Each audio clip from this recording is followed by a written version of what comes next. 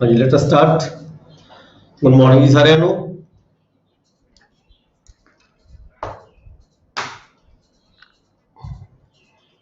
ਅਸੀਂ ਪੜ੍ਹ ਰਹੇ ਸੀਗੇ, ਅੱਜ ਅਸੀਂ ਡਿਸਕਸ ਕਰਾਂਗੇ ਪੇਪਰ ਨੰਬਰ 4।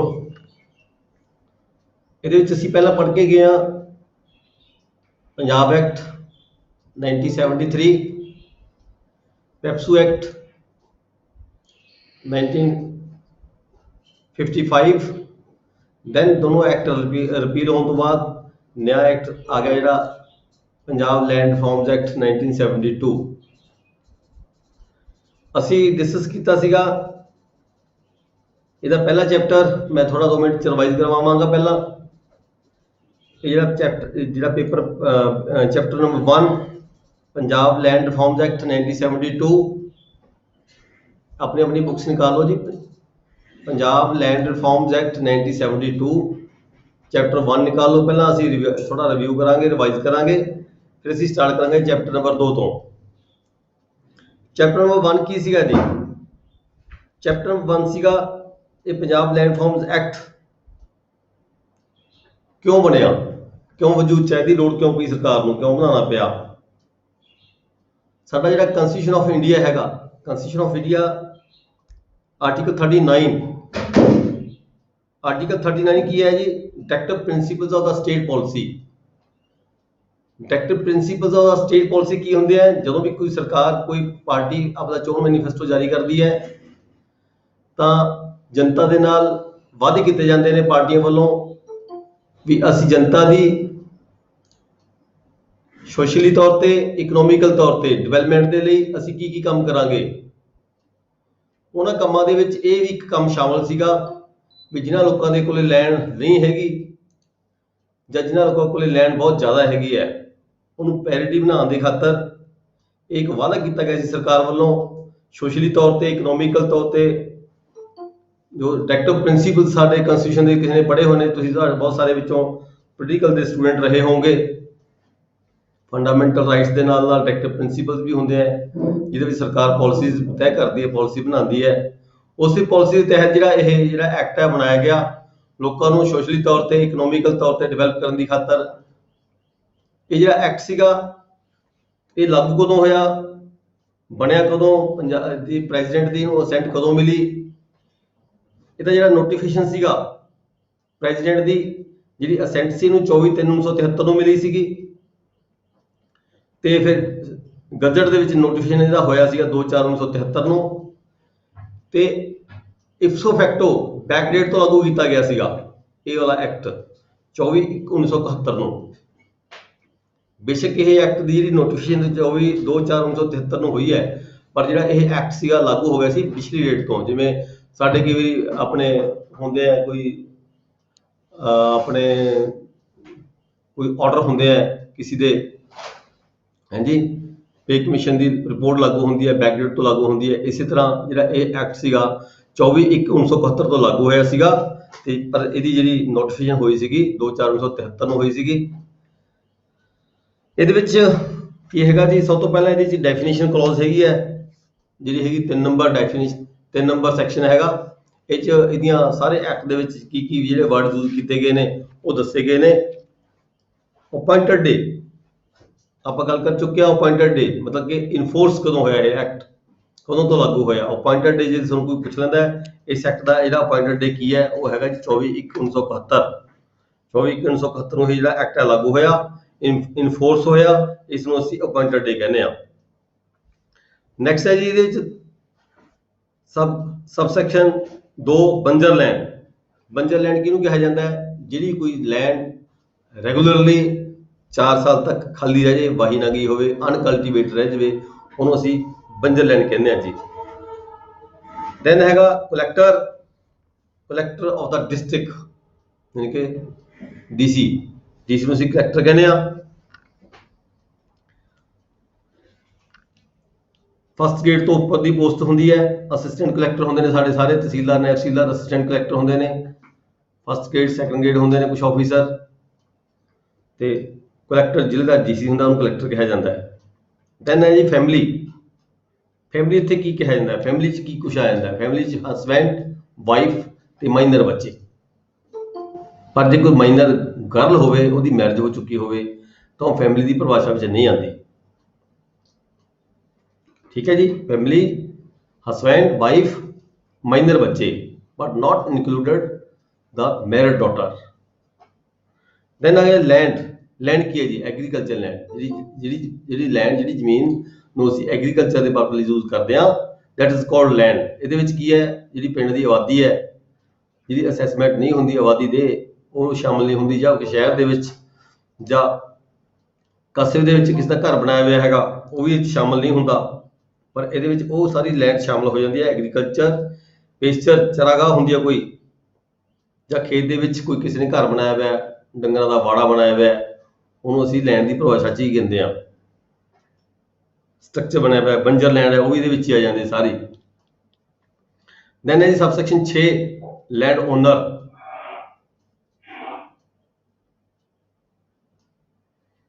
ਲੈਂਡ ਓਨਰ ਕੌਣ ਹੈ ਜੀ, ਆਪਾਂ ਬਾਰ-ਬਾਰ ਪੜ੍ਹ ਚੁੱਕੇ ਹਾਂ ਬਹੁਤ ਵਾਰੀ।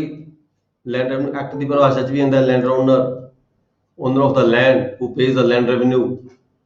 अपनी ओन लैंग्वेज लिख सकते हैं जी, owner of the land who pays the land revenue. ठीक है जी, वो मालक होंदा जमीन का। ਜਾਂ ਇਹਦੇ ਵਿੱਚ ਨਾਲ ਹੀ ਇਹ ਜੋੜਿਆ ਗਿਆ ਵੀ ਕੀ ਜਿਹੜਾ ਮੌਰਟਗੇਜ ਵਿਦ ਪੋਜੈਸ਼ਨ ਹੈ ਉਹਨੂੰ ਵੀ ਲੈਂਡ ਓਨਰ ਕਿਹਾ ਜਾਂਦਾ ਹੈ, ਜਾਂ the mortgagee shall be deemed to be the land owner. ਇਹਦੇ ਨਾਲ ਹੀ ਆਕੂਪੈਂਸੀ ਟੈਨੈਂਟਸ ਜਿਹੜੇ ਹੁੰਦੇ ਨੇ ਜਿਹਨਾਂ ਕੋਲ ਮਾਲਕੀ ਦੇ ਅਧਿਕਾਰ ਹੁੰਦੇ ਨੇ, occupancy tenants that are also called land owner. Next ਆ ਜਾਂਦਾ ਜੀ ਸਬਸੈਕਸ਼ਨ 7 ਮਾਈਨਰ। ਮਾਈਨਰ ਆਪਾਂ ਨੂੰ ਸਾਰਿਆਂ ਨੂੰ ਪਤਾ ਹੀ ਹੈ ਜਿਹਦੀ ਉਮਰ 18 ਸਾਲ ਤੋਂ ਘੱਟ ਹੁੰਦੀ ਹੈ ਉਹ ਮਾਈਨਰ ਰਹਿੰਦਾ ਜੀ। ਸਬਸੈਕਸ਼ਨ 8 ਔਰਚਰਡ ਮਤਲਬ ਬਾਗ, ਕੰਪੈਕਟ ਏਰੀਆ ਅੰਡਰ ਦਾ ਫਰੂਟ ਬੀਅਰਿੰਗ ਟਰੀਜ਼। ਮਤਲਬ ਬਾਗ ਹੋਣਾ ਚਾਹੀਦਾ, ਇਹ ਨਹੀਂ ਹੋਵੇ 100 ਫੁੱਟ ਤੇ ਬੂਟਾ ਲੱਗ ਗਿਆ ਤੇ ਅਸੀਂ ਉਸ ਨੂੰ ਕਹਾਂਗੇ ਜੀ ਬਾਗ ਹੈ, ਉਹਦੇ ਵਿੱਚ ਕਣਕ ਵੀ ਬੀਜੀ ਜਾ ਸਕਦੀ ਹੋਵੇ, ਉਹਦੇ ਵਿੱਚ ਕੋਈ ਹੋਰ ਵੀ ਖੇਤੀ ਕੀਤੀ ਜਾ ਸਕਦੀ ਹੋਵੇ, ਦੈਟ ਇਜ਼ ਨਾਟ ਦਾ ਬਾਗ। ਉਹਨੂੰ ਬਾਗ ਨਹੀਂ ਕਹਿ ਸਕਦੇ। ਮਤਲਬ ਜਿਹੜਾ major portion of the land is used for the fruit bearing trees ਉਸ ਨੂੰ ਅਸੀਂ ਬਾਗ ਕਹਾਂਗੇ। ਪਰ ਜੇਕਰ ਇਹਦੇ ਵਿੱਚ ਅੰਗੂਰ ਦੀਆਂ ਬੇਲਾਂ ਵਗੈਰਾ ਬਨਾਨਾ ਵਗੈਰਾ ਲਗਾਇਆ ਜਾ ਸਕਦਾ ਹੋਵੇ, ਪਰ ਮੇਜਰਲੀ ਤੌਰ ਤੇ ਉਹਦੇ ਵਿੱਚ ਹੋਰ ਫਸਲਾਂ ਬੀਜੀ ਜਾ ਸਕਦੀ ਹੋਵੇ, ਠੀਕ ਹੈ ਜੀ, ਦੈਟ ਇਜ਼ ਕਾਲਡ ਔਰਚਰਡ ਮਤਲਬ ਬਾਗ। ਅੱਗੇ ਕੀ ਜੀ ਪੈਪਸੂ ਲਾਅ। ਪੈਪਸੂ ਲਾਅ ਆਪਾਂ ਪੜ੍ਹ ਕੇ ਹਟੇ ਹਾਂ। ਪੈਪਸੂ ਲਾਅ ਜਦੋਂ ਪੰਜਾਬ ਐਕਟ ਬਣਿਆ ਪਹਿਲਾਂ 1953 ਦੇ ਵਿੱਚ, ਫਿਰ ਉਸ ਦੇ ਪੈਰਲਲ ਤੇ ਪੈਪਸੂ ਵੱਲੋਂ ਆਪਣਾ ਐਕਟ ਬਣਾਇਆ ਗਿਆ ਲੈਂਡ ਸੀਲਿੰਗ ਦੇ ਸੰਬੰਧ ਵਿੱਚ ਤੇ ਟੈਨੈਂਸੀ ਦੇ ਸੰਬੰਧ ਵਿੱਚ 1955 ਦੇ ਵਿੱਚ, ਉਹਨੂੰ ਅਸੀਂ ਪੈਪਸੂ ਐਕਟ ਕਹਿੰਦੇ ਹਾਂ। PEPSU law means the PEPSU tenancy and agriculture land act 1955, ਜਿਹੜਾ ਕਿ ਆਪਾਂ ਪਿੱਛੇ ਪੜ੍ਹ ਚੁੱਕੇ ਹਾਂ ਸਾਰਾ। ਜੇ ਤੁਹਾਨੂੰ ਇੱਥੇ ਪੈਪਸੂ ਲਾਅ ਪੁੱਛਿਆ ਇੱਥੇ ਨੇ, ਜੇ ਤੁਹਾਨੂੰ ਇੱਥੇ ਪੰਜਾਬ ਲਾਅ ਦੀ ਗੱਲ ਕਰ ਲੈਂਦਾ ਹੈ, ਪੰਜਾਬ ਲਾਅ ਕੀ ਹੈ, ਪੰਜਾਬ ਲਾਅ ਦੀ ਥਾਂ ਤੇ ਅਸੀਂ ਪੜਾਂਗੇ Punjab security and land tenure act 1953। ਠੀਕ ਹੈ ਜੀ। ਦੈਨ ਸਬਸੈਕਸ਼ਨ 10 ਆ ਜਾਂਦੀ ਹੈ ਪਰਸਨ ਆਪਾਂ ਦੇਖਦੇ ਹਾਂ ਸਾਰੇ ਹੀ ਆਪਾਂ ਲੈਂਡ ਰੈਵਨਿਊ ਦਾ ਕੰਮ ਕਰਦੇ ਹਾਂ। ਆਪਣੀਆਂ ਜਮ੍ਹਾਂ ਹੁੰਦੀਆਂ ਦੇ ਵਿੱਚ ਕਈ ਵਾਰੀ ਜਿਹੜੀਆਂ ਜ਼ਮੀਨਾਂ ਹੁੰਦੀਆਂ ਨੇ ਕਿਸੇ ਵਿਅਕਤੀ ਇੰਡੀਵਿਜੂਅਲ ਦੇ ਨਾਮ ਤੇ ਹੁੰਦੀਆਂ ਨੇ, ਕਈ ਵਾਰੀ ਕਿਸੇ ਕੰਪਨੀ ਦੇ ਨਾਮ ਤੇ ਹੁੰਦੀਆਂ ਨੇ, ਕਿਸੇ ਫਰਮ ਦੇ ਨਾਮ ਤੇ ਹੁੰਦੀਆਂ ਨੇ। ਉੱਥੇ ਫਰਮਜ਼ ਨੂੰ ਕੰਪਨੀਜ਼ ਨੂੰ ਵੀ ਆਪਾਂ ਪਰਸਨ ਦੀ ਪਰਿਭਾਸ਼ਾ ਦੇ ਵਿੱਚ ਦੇਖਦੇ ਹਾਂ। ਇਸ ਕਰਕੇ ਇੱਥੇ ਨੇ ਡਿਫਾਈਨ ਕੀਤਾ ਹੈਗਾ ਕਿ ਕੋਈ ਇੰਸਟੀਚਿਊਟ ਹੋਵੇ, ਕੋਈ ਅਦਾਰਾ ਹੋਵੇ, ਠੀਕ ਹੈ ਜੀ, ਉਹਨੂੰ ਵੀ ਇਸ ਨੇ ਪਰਸਨ ਦੀ ਪਰਿਭਾਸ਼ਾ 'ਚ ਲਿਆ ਗਿਆ ਹੈ।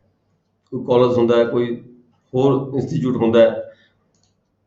ਦੈਨ ਸਬਸੈਕਸ਼ਨ 11 ਪ੍ਰਸਕ੍ਰਾਈਬਡ ਮਤਲਬ ਕਿ ਜੋ ਵੀ ਅਸੀਂ ਇਸ ਐਕਟ ਦੇ ਅਧੀਨ ਕੋਈ ਗੱਲ ਕਹਿਣਾ ਚਾਹੁੰਦੇ ਹਾਂ, ਕੋਈ ਰੂਲ ਦੇ ਤਹਿਤ ਕਹਿਣਾ ਚਾਹੁੰਦੇ ਹਾਂ, ਜਿਹੜੇ ਰੂਲਸ ਇਸ ਐਕਟ ਨੂੰ ਲਾਗੂ ਕਰਨ ਦੀ ਖਾਤਰ ਯੂਜ਼ ਹੁੰਦੇ ਨੇ ਉਹ ਪ੍ਰਸਕ੍ਰਾਈਬਡ ਬਾਈ ਦਿਸ ਰੂਲਸ ਕਿਹਾ ਗਿਆ ਇੱਥੇ। ਦੈਨ ਪੰਜਾਬ ਲਾ, ਉਹੀ ਉੱਪਰ ਜਿਵੇਂ ਇਸ ਨੇ ਪੈਪਸੂ ਲਾਅ ਦੀ ਗੱਲ ਕੀਤੀ ਹੈ ਉੱਪਰ 9 ਸਬਸੈਕਸ਼ਨ 9 ਦੇ ਵਿੱਚ ਇੱਥੇ ਪੰਜਾਬ ਲਾਅ ਦੀ ਗੱਲ ਕਰਦਾ ਹੈ। Punjab law means Punjab security of land tenure act 1953। Then self cultivation ਕੀ ਹੈ ਜੀ, subsection 13 self cultivation means cultivation by land owner. ਜਦੋਂ ਮਾਲਕ ਆਪ ਪਰਸਨਲੀ ਤੌਰ ਤੇ ਕੋਈ ਖੇਤੀਬਾੜੀ ਕਰਦਾ ਹੈ ਉਸ ਨੂੰ ਸੈਲਫ ਕਲਟੀਵੇਸ਼ਨ ਕਿਹਾ ਜਾਂਦਾ ਹੈ। Through any member of his family, ਜਾਂ ਉਹਦੇ ਪਰਿਵਾਰ ਦੇ ਕੋਈ ਮੈਂਬਰ ਨੇ, ਉਹਦੇ ਭੈਣ ਭਰਾ ਨੇ, ਉਹ ਖੇਤੀ ਕਰਦੇ ਨੇ। ਥਰੂ ਹਿਸ ਬ੍ਰਦਰ ਔਰ ਥਰੂ ਹਿਸ ਸਰਵੈਂਟ, ਜਾਂ ਨੌਕਰਾਂ ਤੋਂ ਖੇਤੀ ਕਰਵਾਉਂਦਾ ਕੋਈ।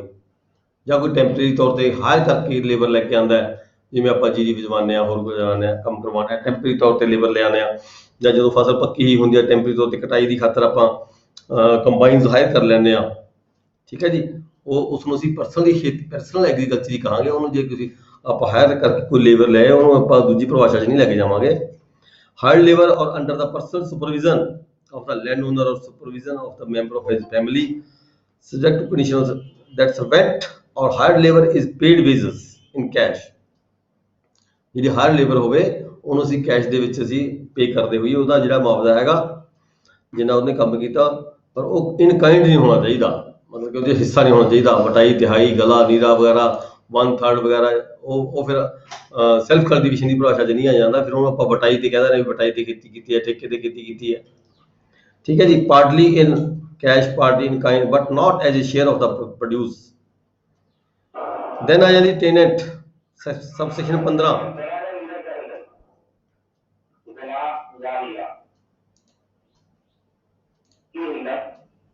है जी,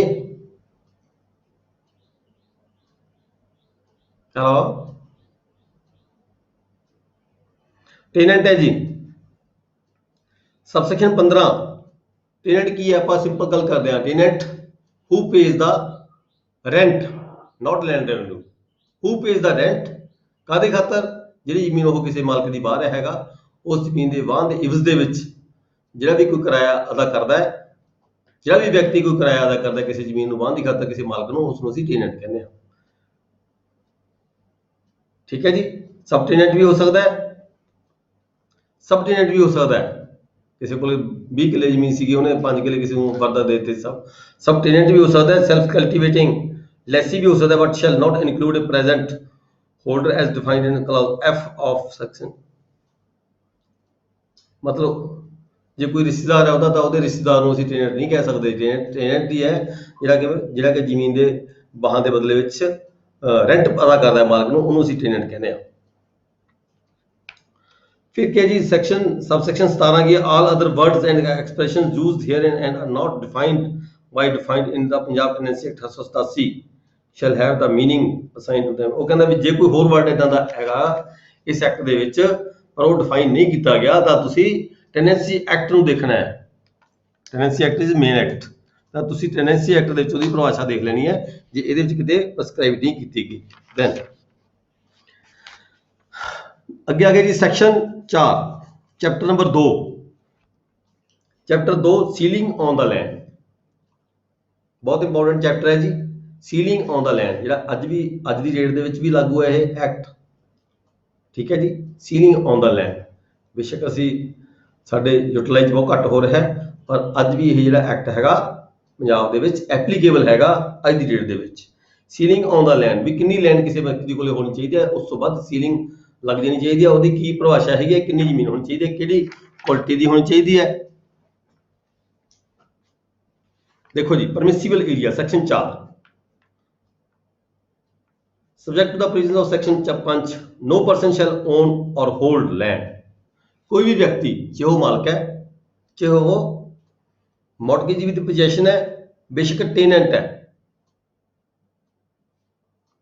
बेशक पार्टली है, अद्धा टेनेंट है, अद्धा मालिक भी है, परमिसिबल एरिए तो वध जगह नहीं रख सकता। परमिसिबल एरिए तो वध लैंड कोई भी व्यक्ति मालिक होवे, ओनर विद पोजेशन होवे, बेशक कोई टेनेंट भी होवे। ਇਹ ਨਹੀਂ ਹੈਗਾ ਵੀ ਜੇ ਟੇਨੈਂਟ ਹੈ ਤਾਂ ਉਹ ਆਪਣੀ ਮਰਜ਼ੀ ਨਾਲ ਜਿੰਨੀ ਮਰਜ਼ੀ ਲੈਂਡ ਰੱਖੀ ਜਾਵੇ, ਉਹ ਕਹੇ ਮੈਂ ਕਿਹੜਾ ਮਾਲਕ ਹਾਂ। ਨਹੀਂ, ਇੱਥੇ ਇੱਕ ਵਰਡ ਯੂਜ਼ ਕੀਤਾ ਗਿਆ, ਦੇਖੋ ਟੈਕਨੀਕਲ ਵਰਡ ਹੈ, ਓਨਸ ਔਰ ਹੋਲਡਸ। ਓਨ ਔਰ ਹੋਲਡ, ਓਨ ਮਤਲਬ ਓਨਰਸ਼ਿਪ, ਹੋਲਡ ਕਬਜ਼ਾ, ਇਨ ਦ ਕੈਪੈਸਿਟੀ ਆਫ ਟੇਨੈਂਟ, ਬੇਸ਼ੱਕ ਮਾਲਕ ਵੀ ਨਾ ਹੋਵੇ, ਵੱਧ ਰੱਖ ਵੀ ਨਹੀਂ ਸਕਦਾ ਕੋਈ ਵਿਅਕਤੀ ਜ਼ਮੀਨ। ठीक है, ओन और होल्ड दो वक्रे वक्री मीनिंग ने।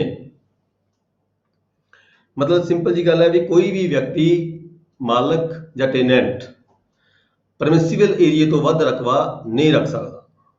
फिर हुण अगे आ गई सबसैक्शन 2, परमिसिबल एरिया की हुंदा है, इहदी परिभाषा की है, इहदी डेफिनेशन की है परमिसिबल एरिए दी।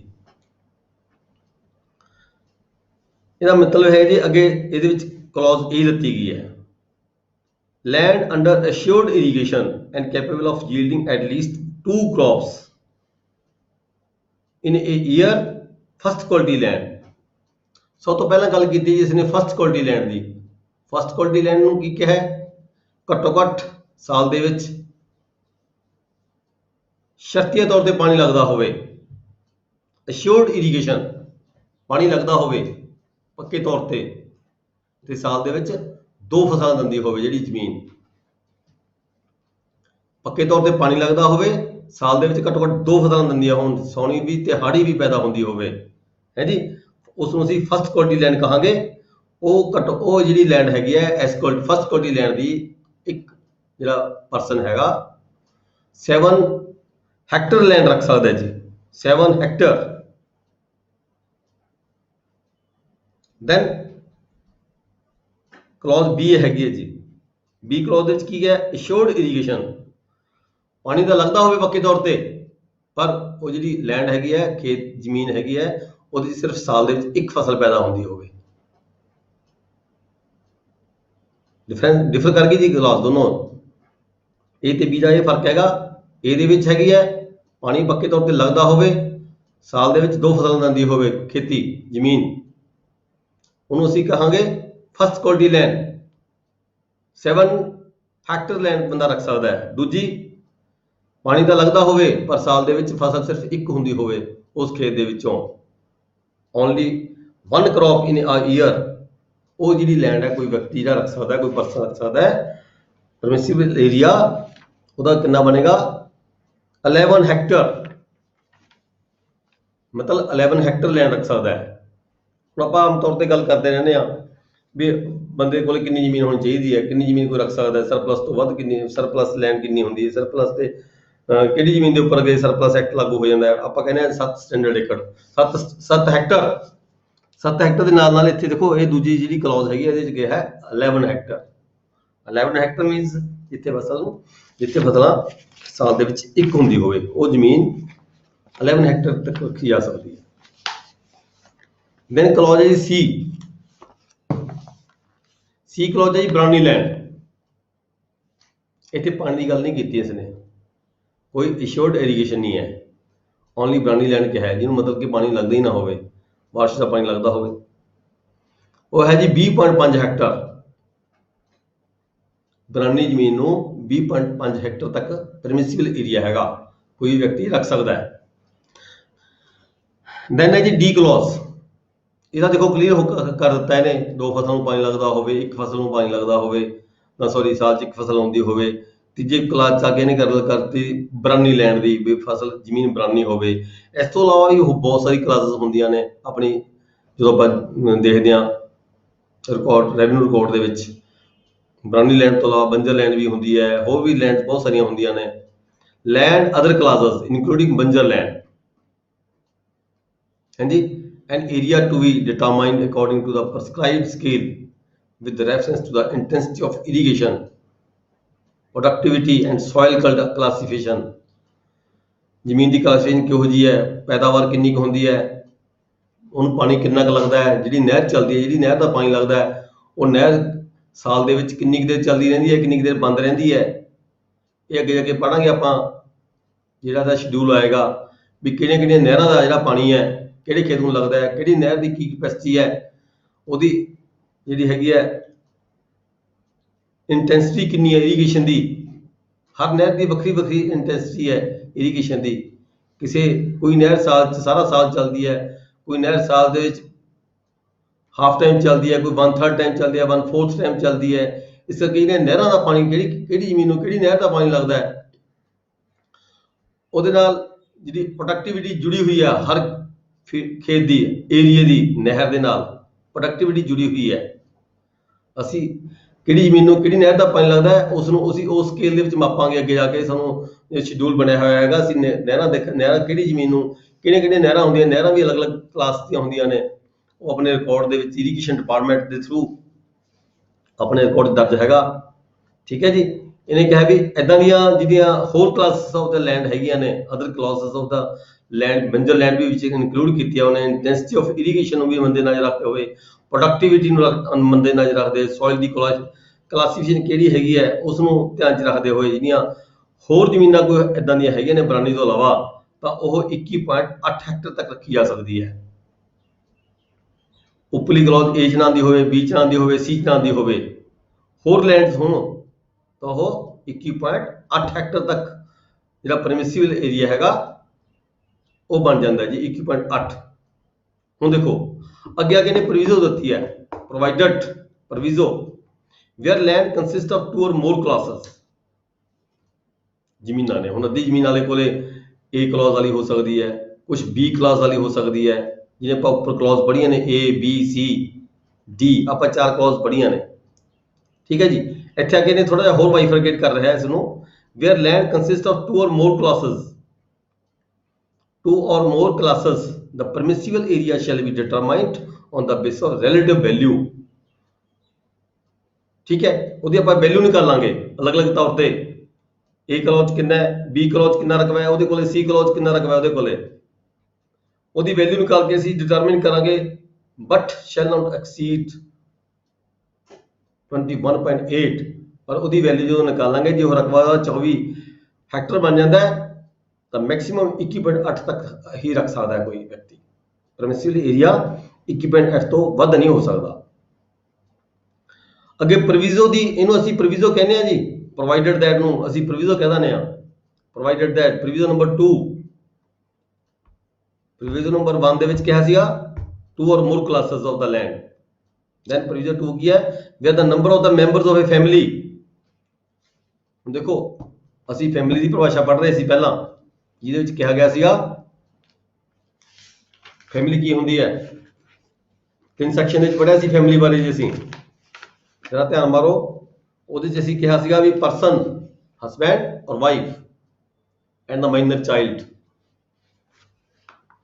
ਮਾਈਨਰ ਚਾਈਲਡ ਦੀ ਗੱਲ ਕੀਤੀ ਸੀਗੀ, ਪਰ ਉੱਥੇ ਮਾਈਨਰ ਚਾਈਲਡ ਕਿੰਨੇ ਹੋ ਸਕਦੇ ਆ ਕਿੰਨੇ ਨਹੀਂ ਹੋ ਸਕਦੇ ਇਹ ਨਹੀਂ ਦੱਸਿਆ ਗਿਆ ਸੀਗਾ।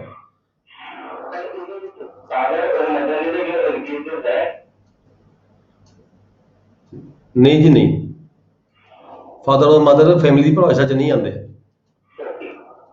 ਹਾਂਜੀ, सबसेक्शन 4 3 डेफिनेशन क्लॉज ਜਿਹੜੀ ਅਸੀਂ ਪੜ੍ਹੀ ਸੀ ਸੈਕਸ਼ਨ 3 ਦੀ सबसेक्शन 4, ਇਹਨੂੰ ਇੱਕ ਵਾਰੀ ਦੁਬਾਰਾ ਝਾਤ ਮਾਰੋ।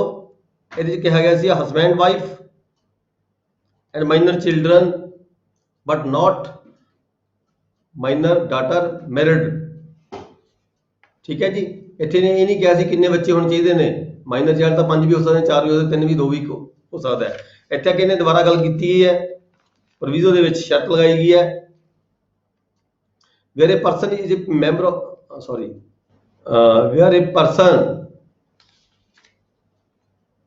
where the number of the members of a family exceeds 5।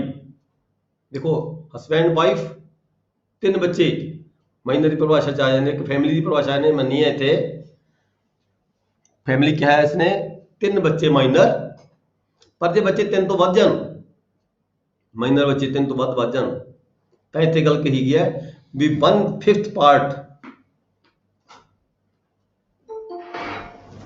1/5 part, the permissible area shall be increased by 1/5 part of the permissible area of each member in the excess of 5।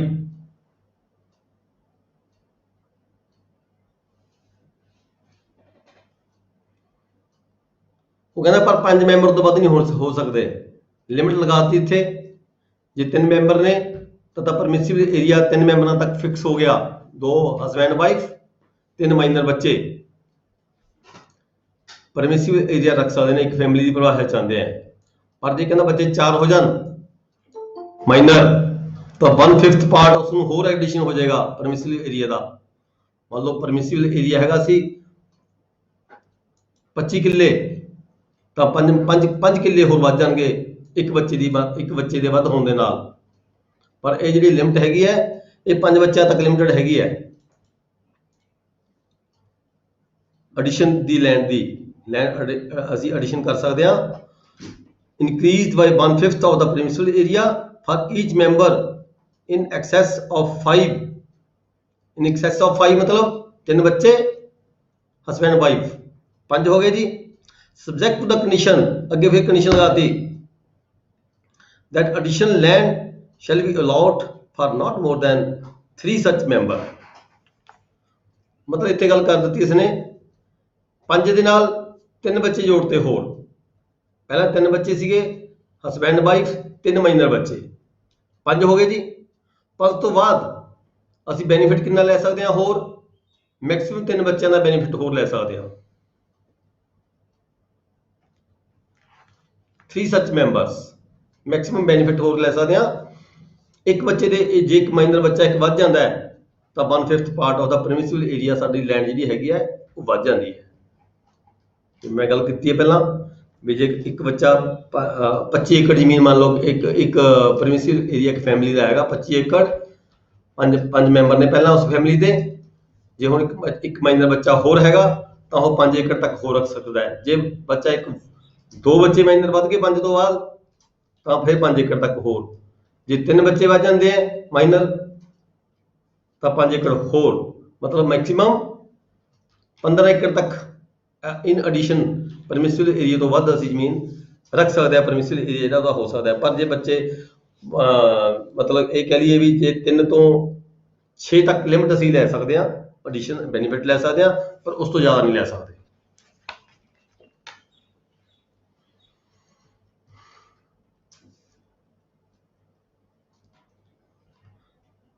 ਇੱਥੇ मैं दोबारा फिर क्लियर करता हूं, subject to the condition that additional land shall be allowed for not more than 3 such members। ਵੀ 3 ਮੈਂਬਰਾਂ ਤੱਕ ਹੀ ਅਸੀਂ ਜਿਹੜਾ ਐਡੀਸ਼ਨਲ ਲੈਂਡ ਲੈ ਸਕਦੇ ਹਾਂ, ਉਹਦਾ ਬੈਨੀਫਿਟ ਲੈ ਸਕਦੇ ਹਾਂ, ਜ਼ਿਆਦਾ। ਅੱਗੇ ਆ ਗਿਆ ਜੀ subsection 3, section 4 the subsection 3, where any land is comprised in an orchard। ਜੇ ਕੋਈ ਜ਼ਮੀਨ ਬਾਗ ਦੇ ਵਿੱਚ ਹੈਗੀ ਹੈ 24/1971 ਨੂੰ ਦੇਖਣਾ ਸੀ ਲੈਂਡ ਰੈਵਨਿਊ ਜਿਹੜਾ ਰਿਕਾਰਡ ਹੈ ਜੀ, ਲੈਂਡ ਰਿਕਾਰਡ ਦੇਖਣਾ 24/1971 ਨੂੰ। ਜੇ ਕੋਈ ਜ਼ਮੀਨ ਬਾਗ ਦੇ ਵਿੱਚ ਸੀਗੀ ਤਾਂ ਉਸ ਬਾਗ ਨੂੰ ਕੀ ਮੰਨਣਾ ਹੈ? ਇੱਥੇ ਆ ਕੇ ਮਤਲਬ ਕਿ ਕਲੀਅਰ ਕੀਤਾ ਹੈ ਵੀ ਉਹ ਜਿਹੜਾ ਬਾਗ ਜੇ ਲੱਗਿਆ ਹੋਇਆ ਹੈ। ਕਿਉਂ ਕਿਹਾ ਇੱਥੇ ਆ ਕੇ ਗੱਲ? ਕਿਉਂਕਿ ਜਿਹੜੇ ਸਾਡੇ ਪੈਪਸੂ ਐਕਟ ਸੀ ਪਹਿਲਾਂ, ਪੰਜਾਬ ਐਕਟ ਸੀਗੇ, ਦੈਟ ਆਰ ਐਗਜ਼ੈਂਪਟਡ। ਜੇ ਉੱਥੇ ਬਾਗ ਲੱਗਿਆ ਸੀਗਾ ਤਾਂ ਉਹ ਜਿਹੜਾ ਬਾਗ ਵਾਲਾ ਏਰੀਆ ਸੀਗਾ ਤਾਂ ਪਹਿਲਾਂ ਸਰਪਲਸ ਦੇ ਵਿੱਚ ਨਹੀਂ ਸੀ ਆਉਂਦਾ, ਪਰਮਿਸਿਬਲ ਏਰੀਆ ਵਿੱਚ ਨਹੀਂ ਸੀ ਗਿਣਿਆ ਜਾਂਦਾ। That was exempted from the ceiling. ਪਰ ਇੱਥੇ ਆ ਕੇ ਨਵੇਂ ਐਕਟ ਦੇ ਵਿੱਚ ਪ੍ਰੋਵੀਜ਼ਨ ਚੇਂਜ ਹੋ ਗਈਆਂ। ਹੁਣ ਬਾਗ ਨੂੰ ਕੋਈ ਐਗਜ਼ੈਂਪਸ਼ਨ ਨਹੀਂ ਦਿੱਤੀ ਗਈ ਇਹ ਨਵੇਂ ਐਕਟ ਦੇ ਵਿੱਚ। ਪਰ ਇੱਥੇ ਆ ਕੇ ਇਹਨੇ ਇਹ ਗੱਲ ਕਹਿ ਦਿੱਤੀ ਵੀ ਜੇ ਕੋਈ ਰਕਬਾ 24/1971 ਤੋਂ ਪਹਿਲਾਂ ਬਾਗ ਲੱਗਿਆ ਹੋਇਆ ਸੀਗਾ, ਦੈਟ ਇਜ਼ ਕਾਲਡ ਬਰਾਨੀ ਲੈਂਡ, ਉਹਨੂੰ ਗਿਣ ਲਓ, ਉਹਨੂੰ ਬਰਾਨੀ ਲੈਂਡ ਗਿਣਿਆ ਜਾ ਸਕਦਾ ਹੈ। ਮਤਲਬ ਕਿ ਐਗਜ਼ੈਂਪਟ ਨਹੀਂ ਕੀਤਾ ਜਾ ਸਕਦਾ, ਬਰਾਨੀ ਲੈਂਡ ਦੀ ਪਰਿਭਾਸ਼ਾ ਚ ਉਹਨੂੰ ਗਿਣਿਆ ਜਾ ਸਕਦਾ ਹੈ।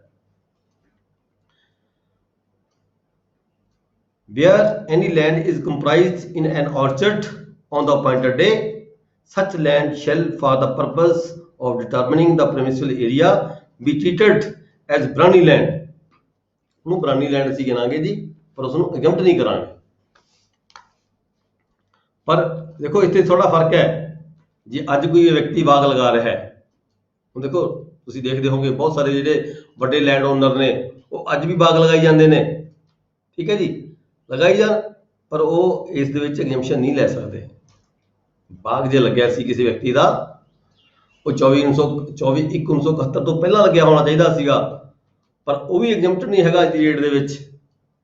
ਉਹਨੂੰ ਅਸੀਂ ਬਰਾਨੀ ਲੈਂਡ ਦਾ ਕਹਿ ਸਕਦੇ ਹਾਂ ਇਸ ਐਕਟ ਦੇ ਤਹਿਤ, ਪਰ ਅਸੀਂ ਇਹਨੂੰ ਐਗਜ਼ੈਂਪਟ ਨਹੀਂ ਕਰ ਸਕਦੇ। ਫਿਰ ਜੇ ਅੱਜ ਕੋਈ ਬਾਗ ਲਗਾ ਰਿਹਾ ਹੈ, that is not exempted from the ceiling act. ਤੁਸੀਂ ਦੇਖ ਰਹੇ ਹੋਵੋਗੇ ਅੱਜ ਵੀ ਬਹੁਤ ਸਾਰੇ ਲੋਕ ਬਾਗ ਲਗਾਉਂਦੇ ਨੇ, ਸ਼ਾਇਦ ਉਹਨਾਂ ਨੂੰ ਨਹੀਂ ਇਸ ਗੱਲ ਦੀ ਨੌਲੇਜ ਹੁੰਦੀ ਵੀ ਬਾਗ ਦੇ ਵਿੱਚ ਪਤਾ ਨਹੀਂ ਅਸੀਂ ਬਾਗ ਨੂੰ ਸਾਨੂੰ ਐਗਜ਼ੈਂਪਸ਼ਨ ਮਿਲ ਜਾਏਗੀ, ਸ਼ਾਇਦ ਸਾਡੀ ਲੈਂਡ ਦੇ ਉੱਪਰ ਸੀਲਿੰਗ ਐਕਟ ਲਾਗੂ ਨਹੀਂ ਹੋਏਗਾ। ਠੀਕ ਹੈ ਜੀ। ਸਰ ਇੰਗਲਿਸ਼ ਵਿੱਚ ਸਬਸੈਕਸ਼ਨ 2 ਲਿਖਿਆ, ਸਬਸੈਕਸ਼ਨ 3 ਆਣਾ ਨਾ ਜਿਹੜਾ ਮੈਂ ਪੜ੍ਹ ਰਿਹਾ ਜੀ, ਹਾਂਜੀ ਸਬਸੈਕਸ਼ਨ 3 ਹੈ ਮੇਰੀ ਬੁੱਕ ਦੇ ਵਿੱਚ।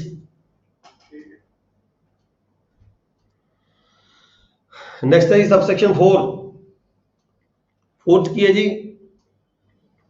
ਕਈ ਤਰ੍ਹਾਂ ਦੀਆਂ ਸੁਸਾਇਟੀਜ਼ ਬਣੀਆਂ ਹੁੰਦੀਆਂ ਨੇ, ਐਗਰੀਕਲਚਰ ਕੋਆਪਰੇਟਿਵ ਸੁਸਾਇਟੀ, ਹਾਂਜੀ, where a person is member of registered cooperative society, farming society ਬਣੀਆਂ ਹੁੰਦੀਆਂ ਨੇ। ਜੇ ਉਹ 'ਚ ਕੋਈ ਸ਼ੇਅਰ ਹੋਲਡਰ ਹੈਗਾ ਤਾਂ ਉਹ ਵੀ ਐਗਜ਼ੈਂਪਟ ਨਹੀਂ ਹੋਏਗਾ। ਜਿੰਨਾ ਹਿੱਸਾ ਉਹਦਾ ਮਾਲਕੀ ਦਾ ਆਪਦੀ ਮਾਲਕੀ ਹੈ, ਤੇ ਜਿੰਨਾ ਸ਼ੇਅਰ ਉਹਦਾ ਇਸ ਸੁਸਾਇਟੀ ਦੇ ਵਿੱਚ ਹੈ ਉਹ ਦੋਨਾਂ ਨੂੰ ਜੋੜਿਆ ਜਾਏਗਾ, ਜੋੜ ਕੇ ਹੀ ਦੇਖਿਆ ਜਾਏਗਾ ਵੀ ਪਰਮਿਸਿਬਲ ਏਰੀਆ ਦਾ ਕਿੰਨਾ ਬਣਦਾ ਹੈ। ਠੀਕ ਹੈ ਜੀ। ਨੈਕਸਟ ਹੈ ਜੀ, where a person is member of family that held by such person together with the land held by every other member। ਇੱਥੇ ਇਹ ਕਿਹਾ ਗਿਆ ਵੀ ਕਈ ਜਿਹੜੇ ਮਾਲਕ ਹੁੰਦੇ ਨੇ ਉਹ ਇੱਕ ਫੈਮਿਲੀ ਦੇ ਵਿੱਚ ਵੀ ਸ਼ੇਅਰ ਹੋਲਡਰ ਹੁੰਦੇ ਨੇ, ਉਹਦੀ ਆਪਦੀ ਇੰਡੀਵਿਜੂਅਲ ਲੈਂਡ ਵੀ ਹੁੰਦੀ ਹੈ, ਇਕੱਲਿਆਂ ਦੀ ਮਾਲਕੀ ਵੀ ਹੁੰਦੀ ਹੈ, ਵਿੱਚ ਸ਼ੇਅਰ ਹੋਲਡਰ ਵੀ ਹੁੰਦੇ ਨੇ। ਉਹ ਕਹਿੰਦੇ ਵੀ ਜਿੰਨਾ ਵੀ ਜਿੱਥੇ ਵੀ ਜੋ ਵੀ ਹੈਗਾ ਉਹਦਾ ਹਿੱਸਾ ਕੱਢ ਕੇ ਦੇਖਿਆ ਜਾਏਗਾ ਹਰ ਵਿਅਕਤੀ ਦਾ, ਉਹਦੀ ਆਪਦੀ ਮਾਲਕੀ, ਉਹਦੀ ਹੋਲਡਿੰਗ ਕਿੰਨੀ ਬਣ ਗਈ, ਓਨਰਸ਼ਿਪ ਆਪਦੀ ਪਰਸਨਲ ਕਿੰਨੀ ਹੈ, ਸ਼ੇਅਰਿੰਗ ਜੋ ਕਿੰਨੀ ਆਉਂਦੀ ਹੈ, ਸਾਰਾ ਜੋੜ ਕੇ ਦੇਖਿਆ ਜਾਏਗਾ ਵੀ ਉਹਦੀ ਲੈਂਡ ਬਣ ਕਿੰਨੀ ਗਈ। ਪਰਮਿਸਿਬਲ ਏਰੀਆ ਤੋਂ ਕੋਈ ਵੀ ਵਿਅਕਤੀ ਵੱਧ ਜ਼ਮੀਨ ਹੈਗਾ ਨਹੀਂ ਰੱਖ ਸਕਦਾ। ਠੀਕ ਹੈ ਜੀ। ਅੱਗੇ ਆ ਗਏ ਜੀ ਸਬਸੈਕਸ਼ਨ 5, ਇਨ ਡਿਟਰਮਿਨਿੰਗ ਦਾ ਪਰਮਿਸਿਬਲ ਏਰੀਆ ਐਨੀ ਲੈਂਡ ਵਿਚ ਵਾਸ ਟ੍ਰਾਂਸਫਰਡ ਬਾਈ ਸੇਲ। ਦੇਖੋ ਜੀ ਇਹ ਸੈਕਸ਼ਨ ਹੈ ਬਹੁਤ ਇੰਪੋਰਟੈਂਟ ਹੈ, ਇਹਦੇ ਤੇ ਕੁਐਸਚਨ ਕਿਵੇਂ ਆ ਜਾਂਦਾ ਹੈ। ਡਿਟਰਮਿਨਿੰਗ ਦਾ ਪਰਮਿਸਿਬਲ ਏਰੀਆ, ਜਦੋਂ ਅਸੀਂ ਪਰਮਿਸਿਬਲ ਏਰੀਆ ਡਿਟਰਮਿਨ ਕਰਦੇ ਹਾਂ ਕਿਸੇ ਮਾਲਕ ਦਾ, ਐਨੀ ਲੈਂਡ ਵਿਚ ਵਾਸ ਟ੍ਰਾਂਸਫਰਡ ਬਾਈ ਸੇਲ, ਜੇ ਕੋਈ ਉਹ ਲੈਂਡ ਉਸ ਵਿਅਕਤੀ ਨੇ ਸੇਲ ਦੇ ਰਾਹੀਂ ਟ੍ਰਾਂਸਫਰ ਕਰਤੀ ਕਿਸੇ ਥਰਡ ਪਰਸਨ ਨੂੰ, ਗਿਫਟ ਕਰ ਦਿੱਤੀ ਜਾਂ ਕਿਸੇ ਹੋਰ ਢੰਗ ਦੇ ਰਾਹੀਂ ਟ੍ਰਾਂਸਫਰ ਕਰ ਦਿੱਤੀ ਜਾਣਬੁੱਝ ਕੇ, ਨਾਟ ਬੋਨਾਫਾਈਡ, ਜਾਣਬੁੱਝ ਕੇ ਸੀਲਿੰਗ ਤੋਂ ਬਚਣ ਦੀ ਖਾਤਰ। ਕਦੋਂ? ਆਫਟਰ ਦਾ ਅਪਾਇੰਟਡ ਡੇ, 24/1/1971 ਤੋਂ ਬਾਅਦ। ਜੇ ਉਸ ਤੋਂ ਪਹਿਲਾਂ ਟ੍ਰਾਂਸਫਰ ਹੋ ਗਈ ਤਾਂ ਹੋਈ ਕੋਈ ਗੱਲ ਨਹੀਂ, ਪਰ 24/1/1971 ਤੋਂ ਬਾਅਦ ਜੇ ਕੋਈ ਜ਼ਮੀਨ ਕਿਸੇ ਵਿਅਕਤੀ ਵੱਲੋਂ ਟ੍ਰਾਂਸਫਰ ਕੀਤੀ ਗਈ ਹੈ, ਚਾਹੇ ਉਹਨੇ ਸੇਲ ਕਰ ਦਿੱਤੀ, ਚਾਹੇ ਮੌਰਗੇਜ ਕਰ ਦਿੱਤੀ, ਚਾਹੇ ਉਸਨੇ ਕਿਸੇ ਨੂੰ ਟੈਨੈਂਸੀ ਦਿੱਤੀ, ਗਹਿਣੇ ਕਰ ਦਿੱਤੀ, ਠੀਕ ਹੈ ਜੀ, ਤਾਂ ਉਹ ਵਿਅਕਤੀ ਇਹਦੇ ਵਿੱਚ ਦੱਸਿਆ ਗਿਆ ਵੀ ਉਸ ਨੂੰ ਅਸੀਂ ਸੀਲਿੰਗ ਦੀ ਪਰਿਭਾਸ਼ਾ ਚੋਂ ਬਾਹਰ ਨਹੀਂ ਕੱਢ ਸਕਦੇ। ਉਹ ਲੈਂਡ ਜਿਹੜੀ ਹੈਗੀ ਹੈ ਉਹ ਸੀਲਿੰਗ ਦੇ ਵਿੱਚ ਆਏਗੀ ਤੇ ਜਿਹੜੀ ਉਹਦੀ ਟ੍ਰਾਂਸਫਰ ਹੈ ਉਹਨੂੰ ਅਸੀਂ ਇਗਨੋਰ ਕੀਤਾ ਜਾਵੇਗਾ। Any land which was transferred by sale, gift or more otherwise other than a bona fide sale transfer after the appointed day but before the commencement of this act shall be taken into account as if such land had not been transferred। यही ਮੰਨਿਆ ਜਾਏਗਾ ਵੀ ਇਹ land transfer ਨਹੀਂ ਹੋਈ, ਉਦੋਂ ਉਸ ਵਿਅਕਤੀ ਦੀ land ਮੰਨਦੇ ਹੋਏ ਜਿਹੜੀ ਪਰਮਿਸਿਬਲ ਏਰੀਆ ਹੈ ਉਹਦੇ ਉੱਤੇ ਸੀਲਿੰਗ ਲੱਗੇਗੀ। ਨੈਕਸਟ ਹੈ ਜੀ, ਹਾਂਜੀ ਸਰ ਜਿਹੜੀ ਉਹਦੇ ਕੋਲ ਐਕਸੈਸ ਲੈਂਡ ਸੀ ਜੇ ਉਹ ਵੇਚਦੀ ਉਹਦੇ ਤੇ ਰੋਕ ਲੱਗੂਗੀ। ਪਰਮਿਸਿਬਲ ਏਰੀਆ ਦੇਖਿਆ ਜਾਏਗਾ ਉਹਦਾ ਕਿਹੜਾ ਹੈ, ਉਹ ਜਿਹੜੀ ਲੈਂਡ ਹੈ ਜੇ ਉਹਨੇ ਵੇਚ ਦਿੱਤੀ ਤਾਂ ਉਹ ਇਗਨੋਰ ਕਰੀ ਜਾਏਗੀ। ਪਰਮਿਸਿਬਲ ਏਰੀਆ ਤੋਂ ਵੱਧ ਜਿਹੜੀ ਐਕਸੈਸ ਲੈਂਡ ਵੇਚੂਗਾ ਉਹਦੇ ਤੇ ਰੋਕ ਲੱਗਦੀ ਹੈ, ਜਾਂ ਜਿਹੜੀ ਆਪਣੀ ਲੈਂਡ ਵੇਚੂਗਾ ਉਹ ਜਿਹੜੀ ਪਰਮਿਸਿਬਲ ਏਰੀਆ ਦੇ ਅੰਦਰ ਆਉਂਦੀ ਆ ਜਿਹੜੀ ਉਹ ਕਾਨੂੰਨੀ ਤੌਰ ਤੇ ਰੱਖ ਸਕਦਾ ਹੈ, ਜਾਂ ਉਹ ਵੇਚੂ ਉਹਦੇ ਤੇ ਵੀ ਰੋਕ ਲੱਗ ਸਕਦੀ ਹੈ। ਪਰਮਿਸਿਬਲ ਏਰੀਏ ਦੀ ਲੈਂਡ ਰੱਖ ਕੇ ਜੇ ਉਹਨੇ ਕੋਈ ਜ਼ਮੀਨ ਸੇਲ ਕੀਤੀ ਹੈ, ਟ੍ਰਾਂਸਫਰ ਕੀਤੀ ਹੈ, ਕੁਝ ਵੀ ਕੀਤੀ ਹੈ, ਠੀਕ ਹੈ, ਉਹ ਦੈਟ ਆਰ ਇਗਨੋਰ ਕੀਤੇ ਜਾਣਗੇ ਉਸ ਵੇਲੇ। ਉਹਦੀਆਂ ਜਿਹੜੀਆਂ ਲੈਂਡ ਇਗਨੋਰ ਕਰਕੇ ਹੀ ਉਹਦਾ ਪਰਮਿਸਿਬਲ ਏਰੀਆ ਅਸੀਂ ਨਿਕਾਲਾਂਗੇ ਵੀ ਕਿੰਨਾ ਬਣਦਾ ਹੈ, ਜਿਹੜਾ ਉਹਦਾ ਐਕਸੈਸ ਏਰੀਆ ਉਹੀ ਹੋ ਗਿਆ। ਹਾਂਜੀ ਰਾਈਟ ਸਰ, ਥੈਂਕ ਯੂ। ਹਾਂਜੀ ਸਰ ਜੀ, ਜਿਹੜਾ ਸਿਕਿਉਰਿਟੀ ਆਫ ਲੈਂਡ ਨੇ ਉਹ ਐਕਟ ਪੜਾਇਆ, ਉਹਦੇ ਵਿੱਚ ਲਿਖ ਦਿੱਤਾ ਵੀ ਮੈਕਸਿਮਮ 50 ਸਟੈਂਡਰਡ ਏਕੜ ਪਰਮਿਸਿਬਲ ਏਰੀਆ। ਹਾਂ, ਜਿਹੜਾ ਹੁਣ 1972 ਦੇ ਵਿੱਚ ਲਿਖਤਾ 21.8 ਹੈਕਟਰ। ਇਹਦੇ ਵਿੱਚ ਦੋਨਾਂ ਚ ਜਿਸਲੇ 21.8 ਹੈਕਟਰ ਨੂੰ ਅਸੀਂ ਕਨਵਰਟ ਕਰਦੇ ਤਾਂ ਉਹ ਲਗਭਗ 54 ਏਕੜ ਬਣ ਜਾਂਦਾ। 54 ਏਕੜ ਦੇਖੋ ਇਹ ਰਿਲੇਟਿਵ ਵੈਲਿਊ ਦੋਨਾਂ ਚੋਂ ਸਹੀ ਕਿਹੜਾ ਵਾ? ਦੇਖੋ ਸਟੈਂਡਰਡ 50 ਏਕੜ ਲੈਣਾ ਔਰ ਸੈਕੰਡ ਸਰ ਤੇ ਦੇਖੋ ਇਹ ਮੇਰਾ ਕੁਐਸਚਨ ਪੂਰਾ ਨਹੀਂ ਹੋਇਆ। ਹਾਂ, ਤੈਅ ਕਰ ਤੁਸੀਂ ਕਿਹਾ ਸੀ ਕਿ ਮਾਰਗੇਜ ਵਾਲੀ ਭੂਮੀ ਕੱਢ ਦੇਣੀ ਹੈ ਵਿੱਚੋਂ। ਜੇ ਮੇਰੇ ਕੋਲ 55 ਏਕੜ ਪਲੱਸ ਜ਼ਮੀਨ ਆ, ਮੇਰੇ ਕੋਲ 60 ਏਕੜ ਆ, ਮੈਂ 5 ਏਕੜ ਜਿਹੜੀ ਆ ਮਾਰਗੇਜ ਕਰ ਦਿੰਦਾ, ਉਹ ਲੈਂਡ ਓਨਰ ਉਹਦੇ ਵਿੱਚ ਕਾਊਂਟ ਹੋਊਗੀ ਕਿ ਮੇਰੇ ਵਿੱਚ ਕਾਊਂਟ ਹੋਊਗੀ? ਦੇਖੋ ਨੰਬਰ 1 ਤਾਂ ਪਹਿਲਾਂ ਇਹ ਹੈਗਾ ਵੀ ਉਹ ਜਿਹੜੇ ਦੋਹੇ ਐਕਟ ਨੇ, ਇਸ ਐਕਟ ਦੇ ਬਣਨ ਤੋਂ ਬਾਅਦ ਉਹ ਦੋਹੇ ਐਕਟ ਖਤਮ ਹੋ ਗਏ। ਠੀਕ ਹੈ ਸਰ, ਠੀਕ ਹੈ, ਉਹਨਾਂ ਐਕਟਾਂ ਦੀ ਵੈਲਿਊ ਉਦੋਂ ਸੀਗੀ ਜਦੋਂ ਇਹ ਐਕਟ ਨਹੀਂ ਸੀ ਬਣਿਆ। ਹੁਣ ਉਹਨਾਂ ਐਕਟ ਨੂੰ ਤਾਂ ਦੇਖਣਾ ਨਹੀਂ, ਹੁਣ ਤਾਂ ਇਹ ਨਵਾਂ ਐਕਟ ਬਣ ਗਿਆ। ਠੀਕ ਹੈ। ਹੁਣ ਇਹ ਐਕਟ ਵਜੂਦ ਦੇ ਵਿੱਚ ਹੈਗਾ, ਉਹ ਐਕਟ ਦੋਹੇ ਰਿਪੀਲ ਹੋ ਚੁੱਕੇ ਹੈ।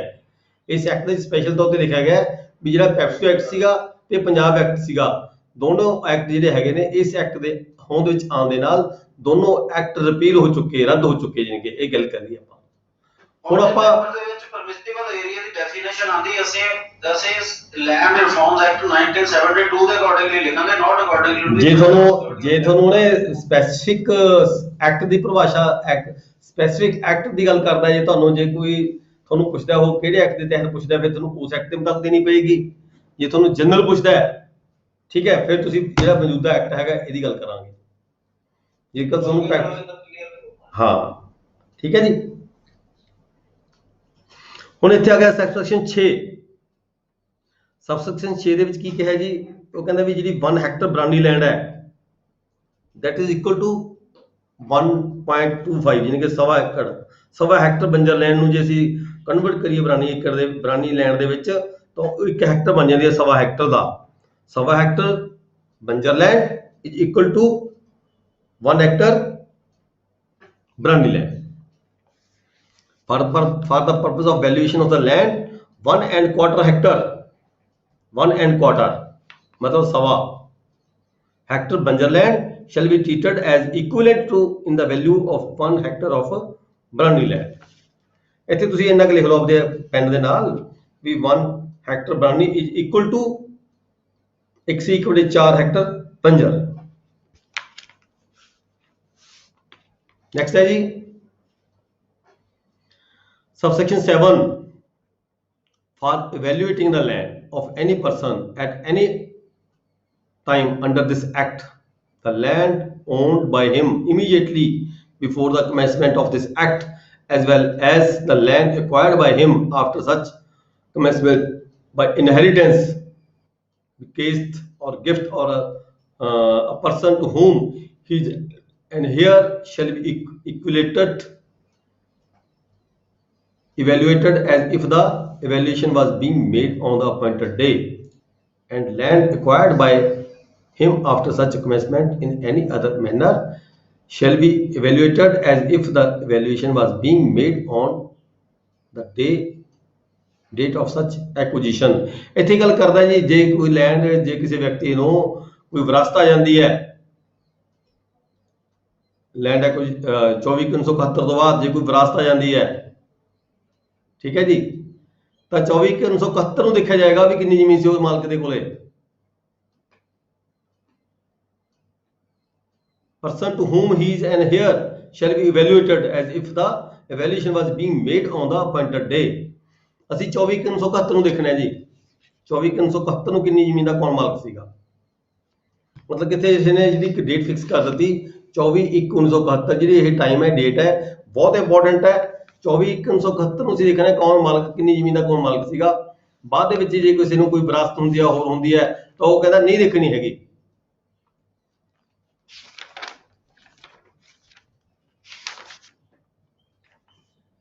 Selection of permissible area, section 5। ਹੁਣ ਇੱਥੇ ਆ ਕੇ ਗੱਲ ਆ ਜਾਂਦੀ ਹੈ ਵੀ ਪਹਿਲਾਂ ਵੀ ਆਪਾਂ ਪੈਕਸ ਐਕਟ ਵੀ ਪੜ੍ਹਿਆ ਸੀਗਾ, ਪੰਜਾਬ ਐਕਟ ਵੀ ਪੜ੍ਹਿਆ ਸੀਗਾ ਵੀ ਸਿਲੈਕਸ਼ਨ ਕਿਵੇਂ ਕਰਨੀ ਹੈ ਮਾਲਕ ਨੇ। ਮਾਲਕ ਕੋਲੇ ਜ਼ਮੀਨ ਜ਼ਿਆਦਾ ਹੈ, ਠੀਕ ਹੈ ਜੀ, ਉਹਦੇ ਕੋਲ ਲੈਂਡ ਜ਼ਿਆਦਾ ਹੈ, ਤਾਂ ਉਹਨੇ ਕੁਛ ਰਕਬਾ ਛੱਡਣਾ ਸੀਲਿੰਗ ਦੇ ਲਈ, ਵੀ ਕਿਹੜਾ ਰਕਬਾ ਸਰਪਲਸ ਉਹਦਾ ਹੋਏਗਾ, ਕਿਹੜਾ ਰਕਬਾ ਉਹ ਆਪਣਾ ਜਿਹੜਾ ਪਰਮਿਸਿਬਲ ਏਰੀਆ ਦੀ ਸਿਲੈਕਸ਼ਨ ਉਹਨੇ ਕਿਵੇਂ ਕਰਨੀ ਹੈ। ਉਹ 'ਚ ਦੱਸਿਆ ਗਿਆ ਵੀ ਉਹਦੇ ਤੇ ਕੁਛ ਸ਼ਰਤਾਂ ਲਗਾਈਆਂ ਗਈਆਂ ਨੇ ਵੀ ਕਿਹੜਾ ਰਕਬਾ ਉਸਨੂੰ ਪਹਿਲਾਂ ਸਿਲੈਕਟ ਕਰਨਾ ਪਏਗਾ, ਕਿਹੜਾ ਛੱਡਣਾ ਪਏਗਾ, ਕਿਹੜਾ ਰੱਖਣਾ ਪਏਗਾ। ਉਹ ਜਿਹੜਾ ਸੈਕਸ਼ਨ 5 ਹੈ ਇਹ ਕਲੀਅਰ ਕਰਦਾ ਇੱਥੇ selection of permissible area and finishing of declaration by certain persons. ਜਦੋਂ ਕਿਸੇ ਵਿਅਕਤੀ ਨੇ ਕੋਈ ਜਿਹੜਾ ਆਪਦਾ ਪਰਮਿਸਿਬਲ ਏਰੀਆ ਸਿਲੈਕਟ ਕਰਨਾ ਹੈ, ਤਾਂ ਉਸਨੂੰ ਇੱਕ ਡੈਕਲੇਰੇਸ਼ਨ ਪ੍ਰਸਕ੍ਰਾਈਬਡ ਫਾਰਮ ਦੇ ਵਿੱਚ, ਡੈਕਲੇਰੇਸ਼ਨ ਯਾਨੀ ਕਿ ਹਲਫੇ ਬਿਆਨ ਦੀ ਲੈਂਗੁਏਜ ਦੇ ਵਿੱਚ ਆਪਣਾ ਜਿਹੜਾ ਹੈਗਾ ਉਹ ਫਾਰਮ ਭਰ ਕੇ ਦੇਣਾ ਹੋਏਗਾ।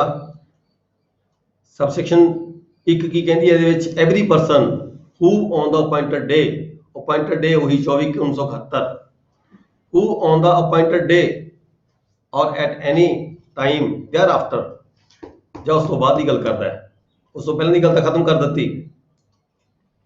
owns or holds land as landowner or mortgagee with possession or tenant, ਚਾਹੇ ਮਾਲਕ ਹੋਵੇ, ਚਾਹੇ mortgagee with possession ਹੋਵੇ, ਚਾਹੇ ਅੱਧਾ ਮਾਲਕ ਹੋਵੇ, ਅੱਧਾ ਕਿਰਾਏਦਾਰ ਹੋਵੇ, ਤੇ ਜਾਂ ਚਾਹੇ ਟੈਨੈਂਟ ਹੋਵੇ, or party in one capacity and party in another, in excess of permissible area ਤੋਂ ਜ਼ਿਆਦਾ ਉਹਦੇ ਕੋਲੇ ਜ਼ਮੀਨ ਹੋਵੇ, shall select his permissible area and intimate his selection to the collector, ਆਪਦਾ permissible area select ਕਰੇਗਾ ਤੇ ਜਿਹੜੀ ਉਹਦੀ ਇੰਟੀਮੇਸ਼ਨ ਹੈਗੀ ਹੈ ਉਹ ਕੰਸਰਨ ਪਰਫਾਰਮ ਦੇ ਵਿੱਚ ਭਰ ਕੇ ਜਿਹੜਾ ਫਾਰਮ ਹੈਗਾ ਉਹ ਪਟਵਾਰੀ ਹਲਕਾ ਨੂੰ ਦੇਵੇਗਾ। shall select his permissible area and intimate his selection to the collector, and where land is situated in more than one district, ਜੇ ਉਹਦੀ ਜ਼ਮੀਨ ਹੈ ਪੰਜਾਬ ਦੇ ਵਿੱਚ ਜ਼ਿਆਦਾ ਜ਼ਿਲ੍ਹਿਆਂ ਦੇ ਵਿੱਚ ਹੈਗੀ ਹੈ, to the collector concerned through a declaration to be furnished in such form and manner and within such period, ਜਿਵੇਂ ਵੀ ਦੱਸਿਆ ਗਿਆ prescribe ਕੀਤਾ ਗਿਆ ਰੂਲਾਂ ਦੇ ਵਿੱਚ, as be prescribed in if such person has an adult son, ਜੇ ਉਹਦੇ ਕੋਲੇ ਉਹਦੇ ਜਿਹੜੇ ਮੁੰਡੇ ਅਡਲਟ ਹੈਗੇ ਆ ਤਾਂ ਉਹਦੇ ਹਰ ਇੱਕ ਅਡਲਟ ਮੈਂਬਰ ਦੇ ਲਈ ਵੱਖਰਾ ਯੂਨਿਟ ਸਿਲੈਕਟ ਕਰ ਸਕਦਾ ਹੈ। ਹਰ ਇੱਕ ਅਡਲਟ ਸਨ ਦੇ ਲਈ ਵੱਖਰਾ ਯੂਨਿਟ, ਜਿਹਨੇ ਕਿ ਇੱਕ ਯੂਨਿਟ ਵੱਖਰਾ ਸਿਲੈਕਟ ਕਰੇਗਾ। he shall also be entitled to select separate permissible area in respect of each such son out of the land owned or held by him, ਜਿੰਨੀ ਉਹਦੇ ਕੋਲ ਜ਼ਮੀਨ ਹੈਗੀ ਹੈ ਹਰ ਅਡਲਟ ਵਿਅਕਤੀ, ਹਰ ਅਡਲਟ ਸਨ ਦੇ ਲਈ ਵੱਖਰਾ, ਜਿਵੇਂ ਕਿ ਫੈਮਿਲੀ ਦੇ ਵਿੱਚ ਹਸਬੈਂਡ ਵਾਈਫ ਆ ਗਏ, ਮਾਈਨਰ ਬੱਚੇ ਆ ਗਏ, ਉਸ ਤੋਂ ਇਲਾਵਾ ਇੱਕ ਯੂਨਿਟ ਰੱਖਣਗੇ। ਜੇ ਕੋਈ ਅਡਲਟ ਸਨ ਹੈਗਾ ਉਹਦਾ ਇੱਕ ਵੱਖਰਾ ਹੋਰ ਯੂਨਿਟ ਹੋ ਜਾਏਗਾ। he shall also be entitled to select separate permissible area in respect of each such son, ਜੇ ਦੋ ਲੜਕੇ ਆ ਅਡਲਟ ਤਾਂ ਦੋ ਯੂਨਿਟਾਂ ਵੱਖਰੀਆਂ ਹੋ ਜਾਣਗੀਆਂ, ਯਾਨੀ ਕਿ 7-7 ਸਟੈਂਡਰਡ 7-7 ਹੈਕਟਰ ਹੋਰ ਰਕਬਾ ਰੱਖ ਸਕਦਾ ਹੈ ਉਹ। ਠੀਕ ਹੈ ਜੀ, ਇੱਕ ਲੜਕੇ ਲਈ 7 ਹੈਕਟਰ, ਦੂਜੇ ਲਈ ਫਿਰ 7 ਹੈਕਟਰ, ਤੀਜੇ ਲਈ ਫਿਰ 7 ਹੈਕਟਰ, ਜੇ ਅਡਲਟ ਮੈਂਬਰ ਹੈਗੇ, ਅਡਲਟ ਸਨ ਹੈਗੇ ਆ ਤਾਂ ਦੈਨ। ਪਰ ਉਹ ਜਿਹੜੇ ਅਡਲਟ ਸਨ ਹੈ ਉਹਦੀ ਆਪਦੀ ਜ਼ਮੀਨ ਸਾਰੀ ਦੇਖੀ ਜਾਏਗੀ, ਚਾਹੇ ਉਹਦੀ ਆਪਦੀ ਮਾਲਕੀ ਵੀ ਹੋਵੇ ਜਾਂ ਉਹ ਆਪਣੇ ਫਾਦਰ ਦੇ ਵਿੱਚ ਵੀ ਸ਼ੇਅਰ ਹੋਲਡਰ ਹੋਵੇ, ਆਪਣੇ ਫਾਦਰ ਦੇ ਵਿੱਚ ਸ਼ੇਅਰ ਹੋਲਡਰ ਹੋਵੇ ਚਾਹੇ ਨਾ ਹੋਵੇ, ਫਾਦਰ ਦੇ ਨਾਮ ਤੇ ਬੇਸ਼ੱਕ ਜ਼ਮੀਨ ਹੋਵੇ, ਅਡਲਟ ਸਨ ਦੇ ਲਈ ਇੱਕ ਯੂਨਿਟ ਰੱਖਿਆ ਜਾਵੇਗਾ। ਪਰ ਜੇ ਅਡਲਟ ਸਨ ਦੇ ਨਾਮ ਤੇ ਕੋਈ ਸੈਪਰੇਟ ਜ਼ਮੀਨ ਹੋਵੇ, ਉਹ ਵੱਖਰੀ ਹੋਵੇ, ਉਹਨੂੰ ਵਿੱਚ ਇਨਕਲੂਡ ਕੀਤਾ ਜਾਵੇਗਾ।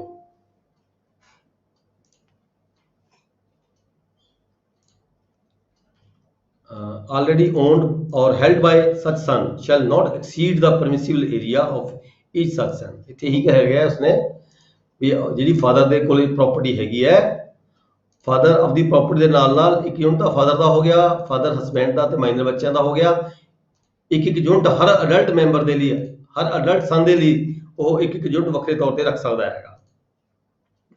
ਨਾਲ ਇਹੀ ਕਿਹਾ ਗਿਆ ਵੀ ਜਿਹੜਾ ਅਡਲਟ ਸਨ ਦਾ ਜਿਹੜਾ ਏਰੀਆ ਉਹਦੇ ਨਾਮ ਤੇ ਵੱਖਰੇ ਤੌਰ ਤੇ ਹੋ ਗਏ ਉਹ ਵੀ ਨਾਲ ਕੰਸੀਡਰ ਕੀਤਾ ਜਾਵੇਗਾ। ਪ੍ਰੋਵਾਈਡਡ ਦੈਟ, ਫਿਰ ਪ੍ਰੋਵੀਜ਼ਨ ਦਿੱਤੀ ਗਈ ਹੈ ਜੀ ਸੈਕਸ਼ਨ 5 ਦੀ ਸਬਸੈਕਸ਼ਨ 1 ਦੀ ਪ੍ਰੋਵੀਜ਼ਨ ਕੀ ਹੈ? Provided that where land is situated in more than one patwar circle, ਠੀਕ ਹੈ, the declaration shall be supported by an affidavit in the prescribed form, ਤਾਂ ਜਿੱਥੇ ਵੀ ਉਹਨੇ ਉਹ ਫਾਰਮ ਭਰ ਕੇ ਦੇਣਾ ਹੈ, provided that where such land is situated in more than one Patwar circle, the declaration shall be supported by an affidavit in prescribed form, ਹਲਫੇ ਬਿਆਨ ਦੇਣਾ ਪਏਗਾ, ਨਾਲ ਦੱਸੇਗਾ ਵੀ ਮੇਰੀ ਫਲਾਣੇ ਪਟਵਾਰ ਸਰਕਲ ਦੇ ਵਿੱਚ ਜਿਹੜੀ ਜ਼ਮੀਨ ਹੈ ਕਿੱਥੇ ਕਿੱਥੇ ਕਿੰਨੀ ਹੈਗੀ ਹੈ ਤੇ ਕਿਹੜੀ ਮੈਂ ਰੱਖ ਰਿਹਾ ਤੇ ਕਿਹੜੀ ਮੈਂ ਛੱਡ ਰਿਹਾ। ਦੇਵਾ ਕਿੱਥੇ ਭਰ ਕੇ? ਜਿੱਥੇ ਸਭ ਤੋਂ ਜ਼ਿਆਦਾ ਜ਼ਮੀਨ ਉਹਦੀ ਹੋਏਗੀ ਉੱਥੇ ਫਾਰਮ ਭਰ ਕੇ ਦੇਵੇਗਾ ਆਪਣਾ। ਨੰਬਰ ਸਬਸੈਕਸ਼ਨ 2, ਇਨ ਮੇਕਿੰਗ ਦਾ ਸਿਲੈਕਸ਼ਨ ਸੱਚ ਏ ਪਰਸਨ ਸ਼ੈਲ ਇਨਕਲੂਡ, ਹੁਣ ਦੇਖੋ ਸਿਲੈਕਸ਼ਨ ਕਿਵੇਂ ਕਰਨੀ ਹੈ ਉਸਨੇ, ਉਹਦੇ ਤੇ ਵੀ ਸ਼ਰਤ ਲਗਾਈ ਜਾਂਦੀ ਹੈ ਵੀ ਕਿਹੜੀ ਜ਼ਮੀਨ ਨੂੰ ਤੁਸੀਂ ਰੱਖੋਗੇ, ਪਹਿਲ ਦੇ ਆਧਾਰ ਤੇ ਕਿਹੜੀ ਰੱਖੋਗੇ, ਫਿਰ ਦੂਜੇ ਨੰਬਰ ਤੇ ਕਿਹੜੀ ਰੱਖੋਗੇ। In making the selection, such a person shall include firstly land mortgaged without possession, ਉਹ land mortgage without possession, mortgage ਤਾਂ ਕੀਤੀ ਵੀ ਹੈ ਪਰ ਕਬਜ਼ਾ ਨਹੀਂ ਦਿੱਤਾ ਗਿਆ, ਉਹ ਜ਼ਮੀਨ ਨੂੰ ਉਹਨੂੰ ਰੱਖਣਾ ਪਏਗਾ ਪਹਿਲਾਂ, ਕਿਉਂਕਿ ਉਹਨੇ ਉਹਦੇ ਇਵਜ਼ ਦੇ ਵਿੱਚ ਪੈਸੇ ਲਏ ਹੋਏ ਨੇ। ਇਸ ਕਰਕੇ ਸਰਕਾਰ ਪੈਸੇ ਕਿਉਂ ਦੇਵੇ? ਜੇ ਸਰਕਾਰ ਸਰਪਲਸ ਜ਼ਮੀਨ ਲੈਂਦੀ ਹੈ, ਉਹਦੀ ਕੱਢਦੀ ਹੈ, ਤਾਂ ਸਰਕਾਰ ਪੇਮੈਂਟ ਦੀ ਕਿਉਂ ਰਿਸਪੌਂਸੀਬਲ ਬਣੇ? ਇਸ ਕਰਕੇ ਉਹਨੂੰ ਪਹਿਲਾਂ ਉਹ ਜ਼ਮੀਨ ਰੱਖਣੀ ਪਏਗੀ ਆਪਣੇ ਪਰਮਿਸ਼ਨਲ ਏਰੀਆ ਦੇ ਵਿੱਚ।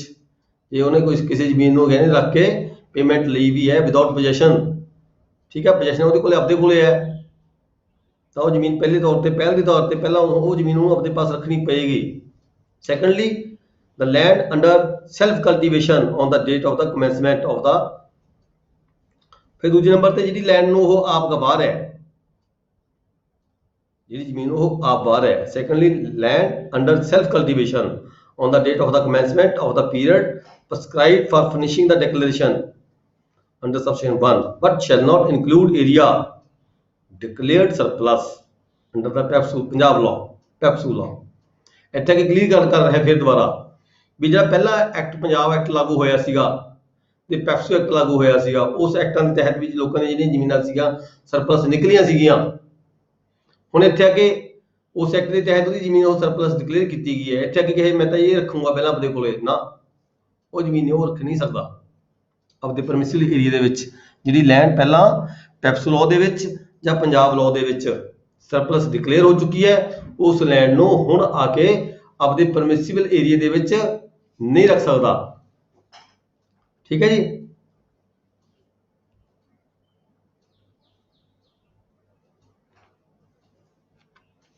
ਇਹਦੇ ਨਾਲ ਜਿਹੜਾ ਹੈਗਾ ਇਹ ਸੈਕਸ਼ਨ 5 ਖਤਮ ਹੋ ਜਾਂਦੀ ਹੈ ਜੀ। ਨੈਕਸਟ ਆ ਗਿਆ ਜੀ section 6, collection of information in case declaration is not furnished. ਜੇ ਕੋਈ ਮਾਲਕ ਜਾਂ ਜਿਹਦੀ ਜ਼ਮੀਨ ਸਰਪਲਸ ਨਿਕਲ ਰਹੀ ਹੈ, ਠੀਕ ਹੈ ਜੀ, ਉਹ ਆਪਣੀ ਕੋਈ ਜਿਹੜੀ ਇਨਫੋਰਮੇਸ਼ਨ ਹੈ ਨਹੀਂ ਦਿੰਦਾ, ਨਾ ਹੀ ਡਿਕਲੇਰੇਸ਼ਨ ਦਿੰਦਾ ਭਰ ਕੇ ਕੰਸਰਨਡ ਆਫੀਸਰ ਕੋਲੇ ਜਾਂ ਕੰਸਰਨਡ ਪਟਵਾਰੀ ਹਲਕਾ ਕੋਲੇ, ਨਾ ਫਾਰਮ ਭਰ ਕੇ ਦਿੰਦਾ ਤੇ ਨਾ ਡਿਕਲੇਰੇਸ਼ਨ ਦਿੰਦਾ, then ਕੀ ਹੈ, if any person fails to furnish the declaration in accordance with the provisions section 5 collector shall obtain the requisite information in the prescribed manner। ਤਾਂ ਕੀ ਹੋਏਗਾ, ਕਲੈਕਟਰ ਯਾਨੀ ਕਿ ਰੈਵਨਿਊ ਆਫੀਸਰ, ਤਹਿਸੀਲਦਾਰ, ਅਸਿਸਟੈਂਟ ਕਲੈਕਟਰ ਆਪਦੇ ਪੱਧਰ ਤੇ ਜਿਹੜੀ ਉਹਦੀ ਇਨਫੋਰਮੇਸ਼ਨ ਹੈ ਰਾਹੀਂ ਪਟਵਾਰੀ ਹਲਕਾ ਕਲੈਕਟ ਕਰਕੇ ਜਿਹੜੀ ਸਰਪਲਸ ਦਾ ਜਿਹੜੀ ਫਾਈਲ ਹੈ ਵੱਖਰੀ ਬਣੇ ਆਪਦੇ ਪੱਧਰ ਤੇ ਬਣਾਏਗਾ, ਤੇ ਜਿਹੜਾ ਉਹਦਾ ਏਰੀਆ ਹੈਗਾ ਸਰਪਲਸ ਡਿਕਲੇਅਰ ਕਰੇਗਾ ਆਪਣੇ ਅਕੋਰਡਿੰਗ, ਜੇ ਉਹ ਉਹਦੀ ਜਿਹੜੀ ਹੈਗੀ ਹੈ ਡਿਕਲੇਰੇਸ਼ਨ ਫਾਰਮ ਭਰ ਕੇ ਨਹੀਂ ਦਿੰਦਾ।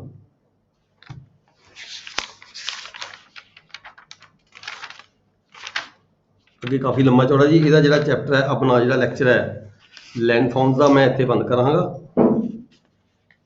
ਮੈਂ ਇੱਕ ਡਿਸਕਸ ਕਰਨਾ ਚਾਹੁੰਦਾ ਸੀ ਤੁਹਾਡੇ ਨਾਲ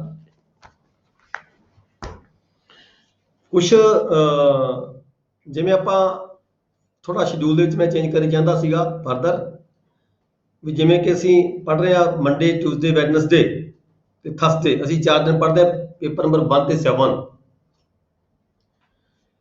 ਪੇਪਰ ਨੂੰ ਕਵਰ ਕਰਨ ਦੀ ਖਾਤਰ ਮੈਂ ਇਹ ਸੋਚ ਰਿਹਾ ਸੀਗਾ ਵੀ ਪੇਪਰ ਜਿਹੜਾ 1 ਤੇ 7 ਚੱਲ ਰਿਹਾ ਸਾਡਾ ਐਜ਼ ਇਟ ਇਜ਼ ਚੱਲ ਰਿਹਾ, ਪਰ ਇਹਨੂੰ ਅਸੀਂ 3 ਦਿਨ ਦੇਈਏ ਹਫਤੇ ਦੇ ਵਿੱਚ, ਮੰਡੇ, ਟਿਊਜ਼ਡੇ ਤੇ ਵੈਡਨਸਡੇ।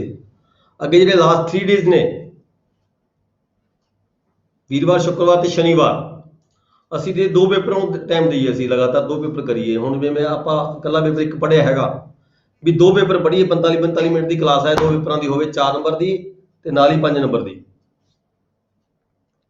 ਤੇ ਸੰਡੇ ਅਸੀਂ ਆਫ ਕਰ ਦਈਏ, ਕਿਉਂਕਿ ਮੈਨੂੰ ਪੜ੍ਹਨ ਦੇ ਲਈ ਵੀ ਥੋੜਾ ਸਮਾਂ ਚਾਹੀਦਾ ਹੁੰਦਾ। 4 ਪੇਪਰਾਂ ਨੂੰ ਜਿਹੜੀ ਤਿਆਰੀ ਕਰਾਉਣੀ ਹੈ, ਇਹਦੇ ਲਈ ਥੋੜਾ ਮੈਨੂੰ ਵੀ ਸਟੱਡੀ ਕਰਨੀ ਹੁੰਦੀ ਹੈ, ਇੱਕ ਵਾਰੀ ਰਿਵੀਜ਼ਨ ਕਰਨੀ ਹੁੰਦੀ ਹੈ, ਬੇਸ਼ੱਕ ਸਾਰਾ ਆਉਂਦਾ ਹੋਵੇ ਪਰ ਫਿਰ ਵੀ ਰਿਵੀਜ਼ਨ ਜ਼ਰੂਰੀ ਹੁੰਦੀ ਹੈ।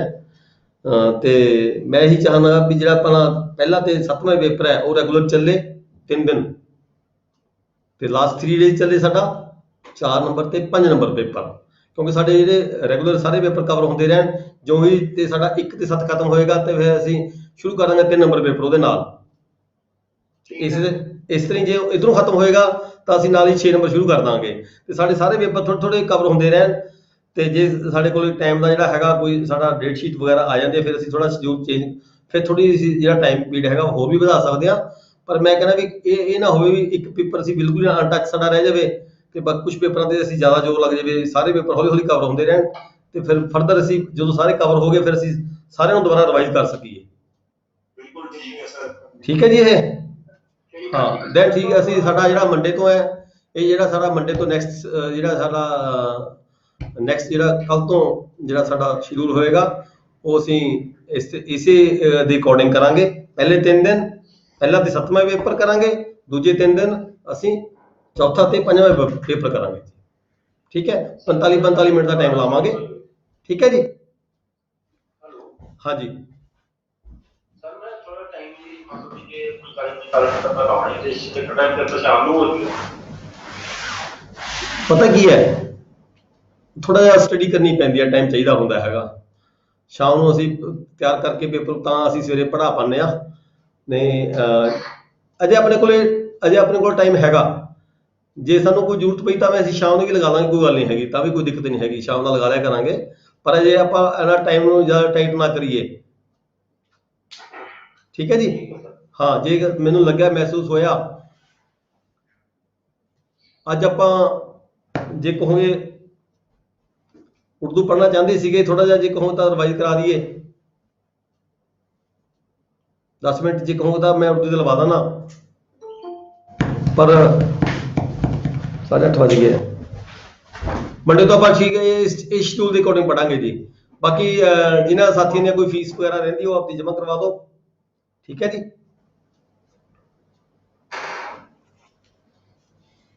ਸਰ ਜੀ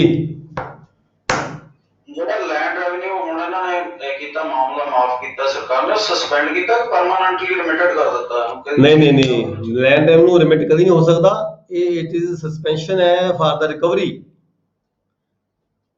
ਨਹੀਂ ਜਦੋਂ ਬਾਦਲ ਸਰਕਾਰ ਨੇ ਕਰ ਦਿੱਤਾ ਸੀ ਮਾਮਲਾ ਮਾਫ ਕਰਤਾ ਜੀ, ਉਹ ਰੌਲਾ ਪੈ ਗਿਆ ਫਿਰ ਮਾਮਲਾ ਮਾਫ ਕਰਤਾ ਮਾਫ ਕਰਨਾ ਮਤਲਬ ਇਹ ਹੈ ਵੀ ਜਿਹੜੀ ਸਾਡੀ ਅਸੈਸਮੈਂਟ ਹੈ ਉਹ ਤਾਂ ਨਹੀਂ ਨਾ ਕੈਂਸਲ ਹੋਈ।